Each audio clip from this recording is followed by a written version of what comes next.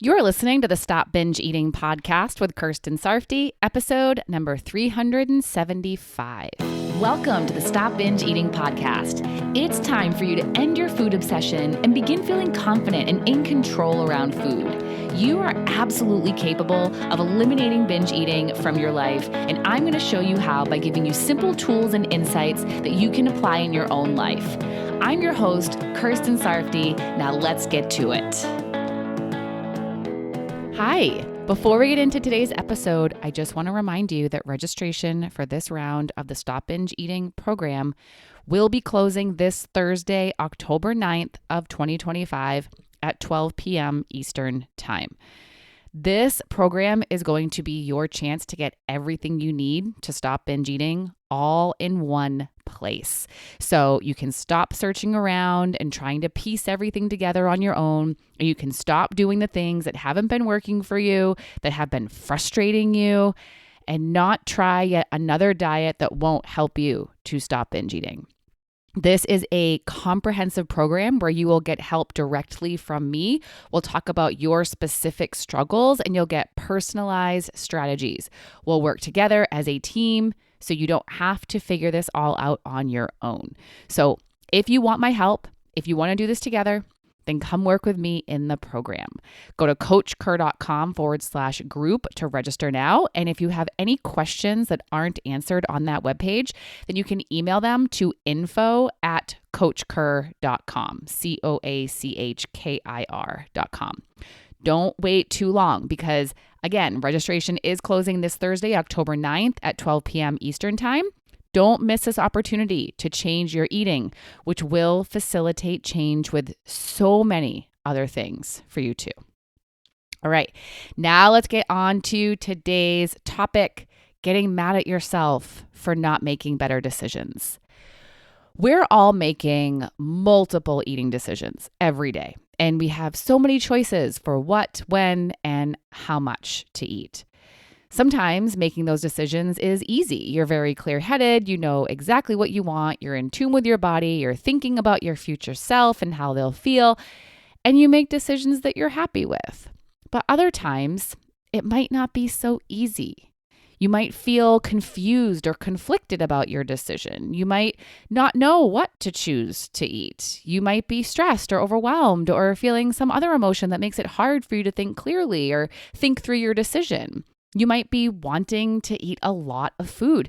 You might be feeling urges to binge. You might be craving several different things, or you might not care about how your future self will feel, or you're not even thinking about them. Then after you make your decision, you're mad at yourself. You're mad about the decision that you made. So you call yourself all kinds of mean things like a failure, lazy, weak, loser, or disgusting. You're hard on yourself for making the decision you made.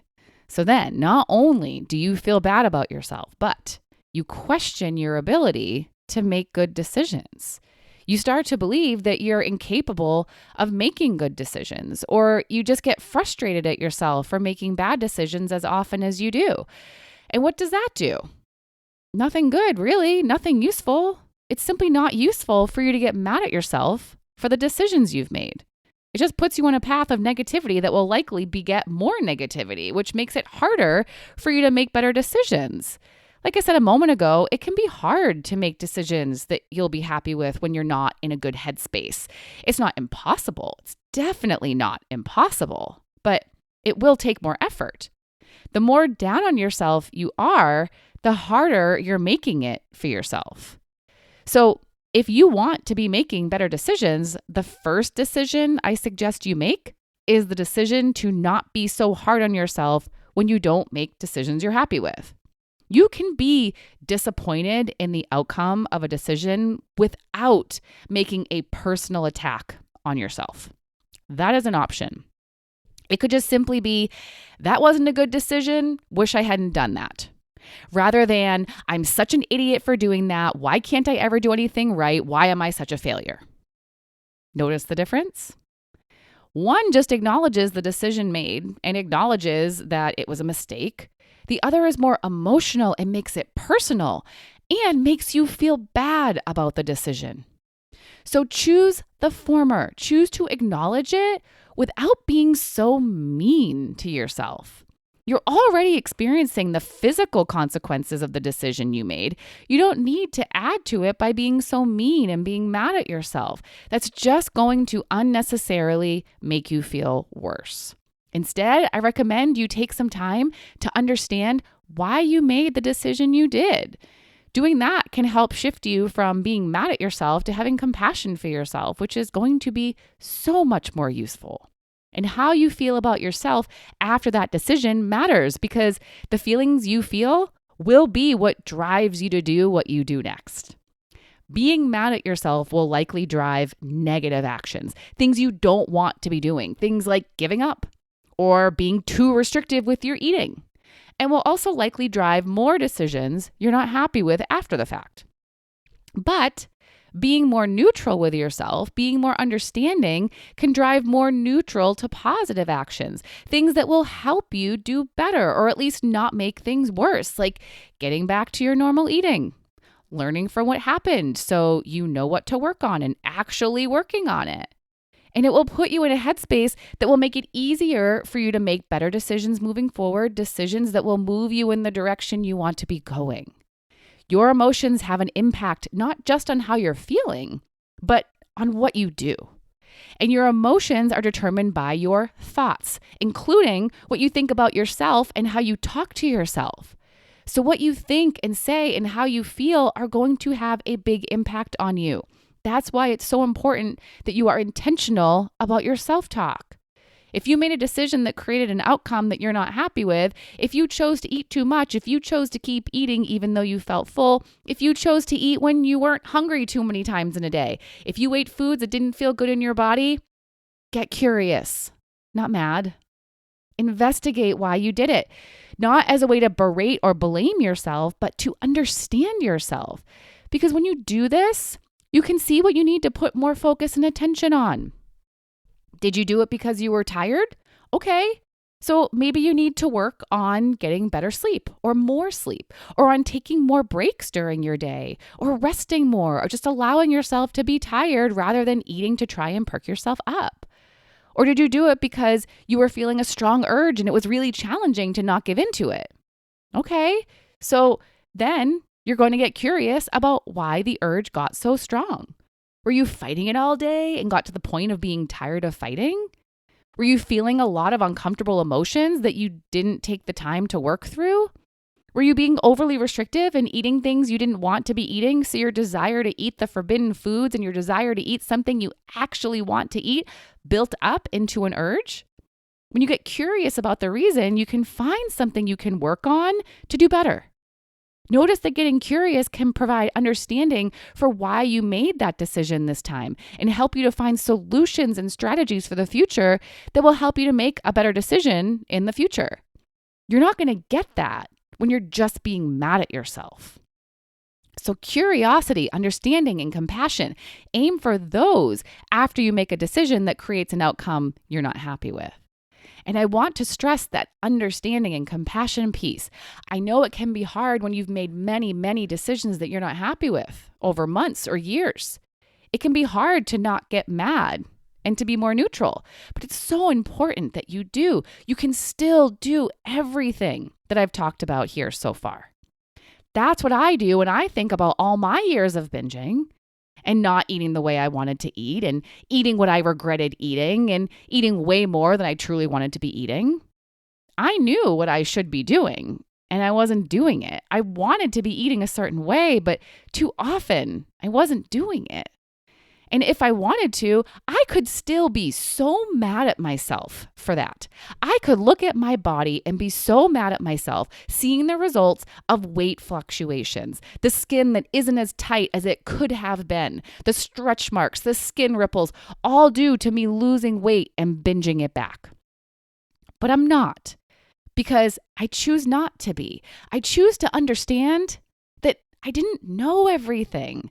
I didn't know how to stop binging at the time. I didn't know how to do better. I didn't know why I was doing what I was doing. I didn't know so many things. When I wasn't in a good mental space, I didn't always know how to get out of it. I didn't know how to get myself to choose other things over choosing food. I didn't know about thought work. I didn't have so much of the knowledge and strategies I have now. And I'm not going to be mad at myself for not knowing what I didn't know and for not even knowing how to learn what I needed to know. I tried. I really did. But I wasn't trying the right things. And sometimes my best wasn't good enough. And I'm not going to be mad at myself for that. Do the same for yourself. Don't be mad at yourself for not knowing what you didn't know or for doing what seemed like the best option for you at the time. We don't overly restrict our food and eat to feel better emotionally just to sabotage ourselves. We do it because we're trying to help ourselves. It really does seem like the best option in the moment. And we can have some understanding for ourselves about that, especially when we have so much pressure to be thin and we've only been taught that not allowing certain foods is the right way to lose weight. We think we're doing the right thing, then get mad at ourselves when it doesn't work. It's not us, it's the method. Or when we haven't been taught how to experience discomfort. We don't know what else to do but eat when we feel uncomfortable. We're just doing what we know to do, especially when distracting ourselves isn't working. Or when we haven't been taught how our self-talk affects us, or how to set achievable goals, or how to get motivated, or how to get unstuck. It was very likely that you were doing your best to help yourself in that moment, even if it ended up not helping in the end. And it's also likely that even though you told yourself you know better, you actually didn't. Yes, maybe you knew that it wasn't going to turn out good in the end, but you didn't know how to do better. Don't be mad at yourself for not knowing how. So please don't be mad at yourself for decisions you've made, even if there have been a lot of them. There is a reason why you made those decisions, and it's likely that you thought they were the right decision at the time. Explore why you did without judgment. Then you can get to work on the reason. And if you think you need more help with understanding or with new strategies and solutions, then come join me in the Stop Binge Eating program where I can help you personally.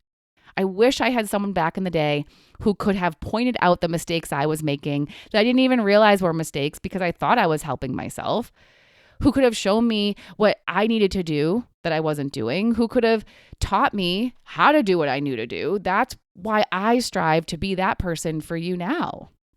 So if you want that, go to coachker.com/group to join the program. And if you have any questions, email them to info@coachker.com. All right. So undesirable outcomes from your decisions will happen. Being mad at yourself doesn't have to happen too. Let's work on being mad less and understanding and being compassionate more. Bye-bye.